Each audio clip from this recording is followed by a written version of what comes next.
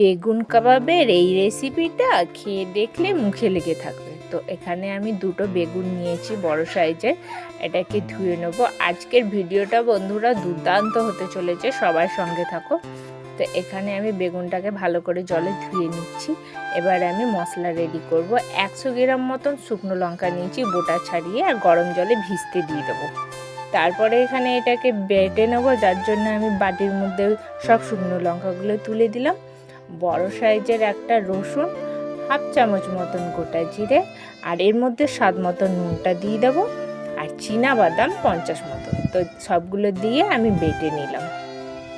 এবার আমার মশলা রেডি হয়ে গেছে। সব একটা পাত্রে ঢেলে এর মধ্যে লেবুর রস দিয়ে দেবো। লেবুর রসটা দিলে কিন্তু খুব সুন্দর একটা ব্যালেন্স আছে।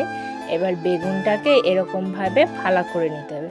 একটা বড় 200 মতন বেগুন নিয়েছি, যেটাকে ছুরির সাহায্যে এরকম ফালা ফালা করে নিচ্ছি, যাতে মশলাগুলো ভালোভাবে ঢোকে, দেখতে পাচ্ছেন। তো এরপরে আমি চামচের সাহায্যে মশলাটাকে লাগিয়ে নেব পুরো গায়ের মধ্যে। আমার মশলার ব্যাটার পুরো রেডি হয়ে গেছে। এই যে এবার আমি এরকম আস্তে আস্তে করে মশলাটাকে কষে কষে দিয়ে দিচ্ছি, ভালো করে পুরো বেগুনটার মধ্যে যাতে লেগে যায় সেরকমভাবে দিয়ে দিলাম। সামান্য একটু প্যানে তেল দিয়ে এবার এটাকে আমি রান্না করব। ওপরে আমি ধনেপাতা দিয়ে দিলাম, আর এরপরে এটা ভাপ যাতে না বেরোয় সেরকম একটা পাত্রে ঢেকে দেবো 30 মিনিট মতন।